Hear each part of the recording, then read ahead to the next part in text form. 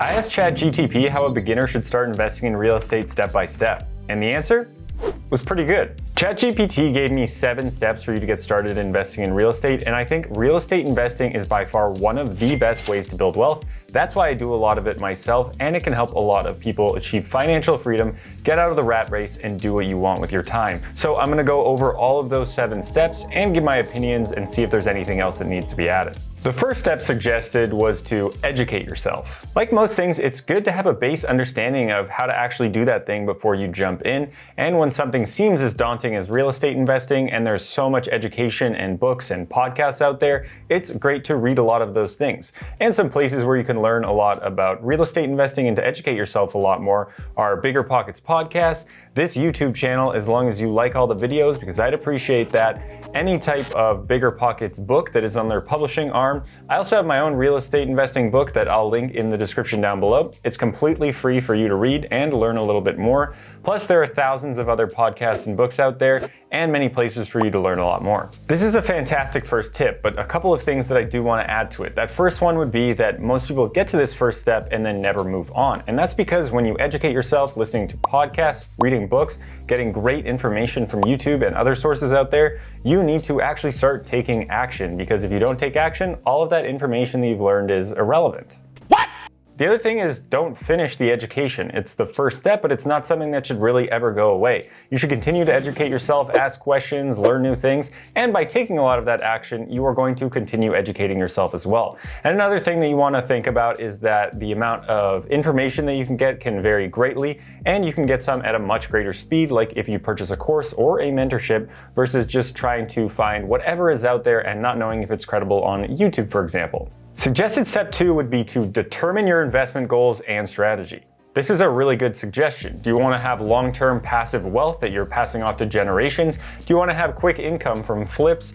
Do you like to even manage any of it yourself? Do you want to just invest passively with somebody else doing the actual operations? You have to figure out what strategy works for you and what aligns with your goals. If people actually start taking some action, I find this is another space where people end up getting really held back and don't actually end up doing anything because they get so many ideas in their head and they never end up actually doing one. So it's really important here, if you figure out what strategy that you want to do, actually go ahead and do it. Right when I started, like ChatGPT suggests, I read a lot of books, listened to a lot of podcasts, and then as soon as I learned about house hacking, that's what I wanted to do. I put all the books down and I started figuring out how I could actually make that achievable. So if for you out there, you want to wholesale, you want to flip, you want to house hack just like myself, which I still think is the easiest and best way to get into real estate investing, or maybe you want to do Airbnb or one of the other thousands of kinds of investing in real estate that you could do, make sure you pick a strategy and then just do that and focus on that one strategy, or else you'll never end up doing anything. The third suggestion is to build your network. Real estate investing is definitely a people business and a relationship business. You need to know people in order to successfully get that first transaction over the line. There's going to be people like real estate agents, attorneys, lenders, and a whole swath of other people that are going to be able to help you actually succeed in this business. So your network is really your net worth. And I know that's kind of a cheesy statement, but the more people you know, the more people that can help you, and vice versa. And it's just going to be great for the long run when you have good relationships with people. Like if you have a good relationship with a real estate agent, they can send you deals, and you know when you're ready to bounce on that deal because it looks good.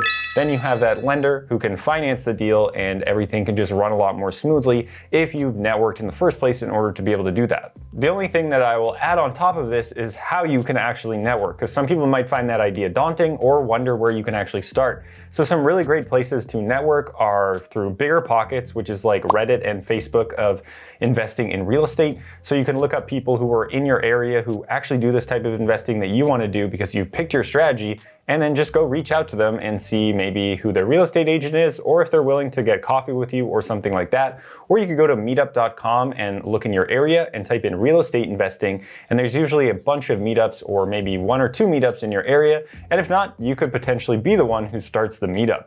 Other than that, there's also Facebook groups everywhere with real estate investors. So same thing that you did when you went on meetup.com. If you go on Facebook and look up your town and real estate investing, then there most likely is some type of Facebook group, if not in your specific town because it might be kind of small, at least within an hour of you, where you can ask people questions. The fourth step that ChatGPT recommends is to conduct market research. Now, I think this is a pretty good step, but I think a lot of people would get thrown off here and do the incorrect thing because ChatGPT suggests that you look at trending markets and places that are hot where there's good supply and demand metrics and lots of jobs, which is extremely important, I think, because macroeconomic factors for your specific area that you're investing in are far more important than anything. But if you spend hours upon hours upon hours looking for the number one market that has the best cash flow, appreciation, jobs moving to it, you will most likely never do anything. So it's good to understand some market research of your specific area and see where maybe is a good place to invest, but I wouldn't look at the entire world and figure out what the number one place to invest is. Because although you may not be in the number one hottest place to invest, it's possible that some neighborhoods within your town or within your area are going to be really great places to invest that are on paths of progress where you can see fantastic appreciation, really good cash flow, or some other great metrics that will yield you an awesome return. I will say though that on this step, when people are getting into investing in real estate, sometimes they see a bunch of people out there on the internet making really high cash flow or having done fantastic investments, so they assume they have to replicate the same thing.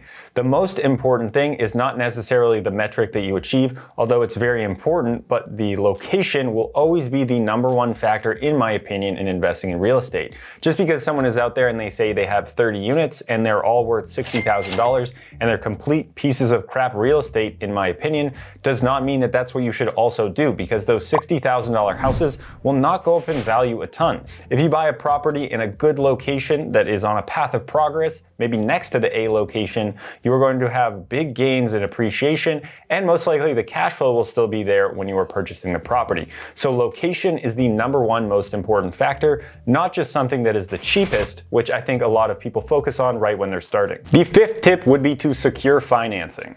Obviously, this is very important because, like ChatGPT says, unless you're walking around with big buckets of cash, you aren't going to be able to just purchase that property outright. At a minimum, you're going to need a bank loan because a bank can give you 80 up to 97.5% of the property's value for you to be able to actually purchase that thing, and then you pay the bank back a mortgage over time. But in this case, because it's a rental property, the tenants are paying that mortgage back for you, plus hopefully you're making some monthly income every single month on top of that amount. Other than traditional mortgages, there are other ways that you can obtain financing. This can be through hard money, which is a little bit more risky because it comes with a higher interest rate and a shorter loan period, or you could utilize private money where you're investing with other people who are just providing the money while you're providing the deal and the knowledge, and other different types of crowdfunding techniques in order for you to actually get that property. Because although money might seem like a huge barrier to entry, there are a lot of people who have a lot of money, but they don't have the time. So if you have time and someone else has money, then you can find a deal together if you don't have that money yourself. Number 6 would be to find and analyze properties. This is a place where also I feel most people get stuck. Everyone who's part of my rental property mentorship program is mainly stuck here because they don't feel as confident in the numbers they are running. When you are running numbers, this allows you to determine, is this going to be a good investment or not? And it can give you an idea of the type of returns that you could get with that specific property. Most of the time, people will show me a property and say, will this be a good property? And there's so many different factors rather than just running numbers on an Excel spreadsheet. Like I said, location is important, path of progress is important, because that'll give you some of your assumptions that you'll put into your calculator. Like for example, when I first bought my duplex, my very first ever investment, that property, the 4-bedroom unit, rented for $2,400. Today, that same 4-bedroom, 3-4 years later, rents for $3,200 a month. So if I inputted that I would only get 1 to 2% in appreciation on rent every single year, I would be underperforming what the asset could actually do. Now, I'm okay with that because if it overperforms your projections, then that's awesome and you're doing way better than you thought. But you just see if the location were different and rent didn't go up whatsoever, or the property appraisal value stayed stagnant, then my returns would be very different than in a different location. So yes, you do have to become very confident in running numbers, inputting purchase price, down payment, interest rate assumptions, as well as making sure you have things like vacancy, CapEx, other maintenance and repairs, and all other costs associated with owning that rental property. That's not the only thing that's important.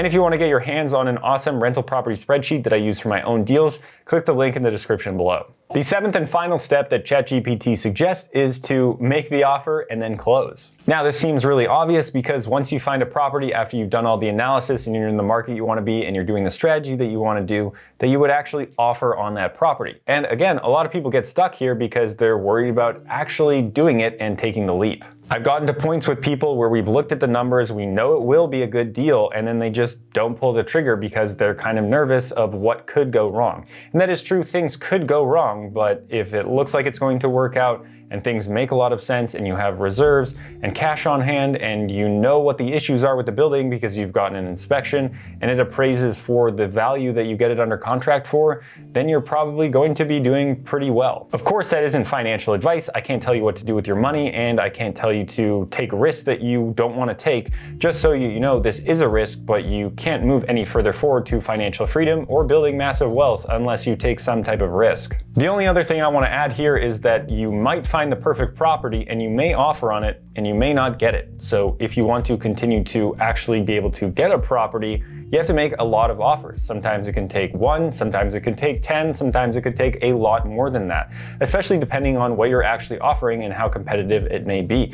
So don't get discouraged just because you're putting offers out and they aren't getting accepted. You have to continue putting offers out until they will get accepted, because law of large numbers will always say that if you do it long enough, you will get something. So ChatGPT got us to actually getting that property. And yes, there are a lot more things once you actually own the property that you need to get better at, like being able to handle renovations, work with contractors, know how to bookkeep, manage tenants, and potentially scale and buy more property. But I think these are great 7 steps in order to get you to your first property that are more about your mindset and things that you could do in order to actually get going. And these 7 steps aren't going to take you 7 days. This can take months, a year, maybe multiple years for you to actually get that first property, depending on where you're at in your life financially and how much action you actually take. The one thing that I will say that I really like that ChatGPT said at the end here in a little bit of a closing statement that I'm just going to read word for word.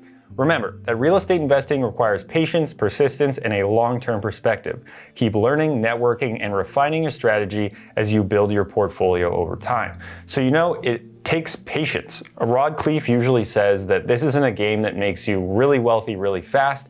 It makes you extremely wealthy over time. So it is something that creates long-term wealth, and it is fairly passive compared to your active W-2 income job, but it's not something that will just happen overnight. It takes patience and persistence. Hopefully you guys liked that video and got some good insight on how a robot thinks that you could get started investing in real estate, because I think pretty similarly, and I may talk like a robot, but I'm not a robot myself, but hopefully ChatGPT can put your mind at ease to know how to actually get this done. So if you guys did like that video, I'd appreciate it if you would go down, make that thumbs up button blue, hit the subscribe button so you can learn more about building your wealth and investing in real estate. And if you like me here, don't forget to check me out on TikTok as well as Instagram. And thanks again for watching. More wealth is coming your way.